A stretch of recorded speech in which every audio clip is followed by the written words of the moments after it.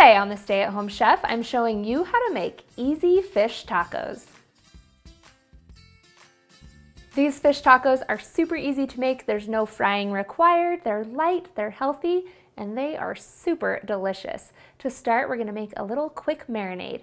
In a small bowl, combine a 1/4 cup of olive oil with the juice of 1 lime, so 2 tablespoons, a tablespoon of chili powder, and then a little bit of salt, and black pepper, and then whisk it together.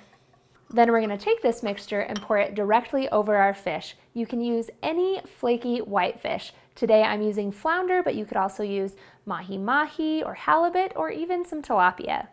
Just place your fish in a shallow dish and pour the marinade over. Then I also sprinkle on some jalapeno and a little bit of freshly chopped cilantro. Then pop this in the fridge and let it marinate for 15 to 20 minutes. You don't want to marinate it too long or the acid will start to cook the fish and break it down and turn it all mushy. Then we'll head on over to the stove and cook it up. Place the fish directly into a hot skillet over medium-high heat.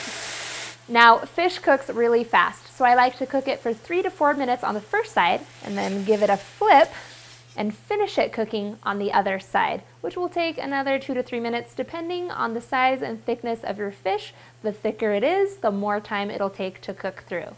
Start compiling your tacos with some fish in either flour or corn tortillas. And I like to load mine up with the fish so you make sure you know the fish is in there. Next, we're gonna add on a little bit of SLAW. I've just put some red wine vinegar and salt and pepper on some plain shredded cabbage. I love the little bite of acidity that it gives these tacos. Then we'll finish it off by adding on some red onions, a little bit of tomato, and then I like to finish it off with a little bit of freshly chopped cilantro.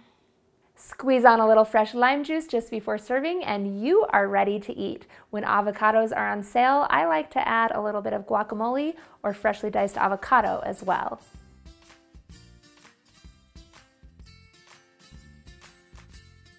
Thanks for watching. You can find the recipe in the video description. Be sure to subscribe, like, and follow, and check out the rest of my videos where you can find hundreds of restaurant quality recipes you can easily make at home.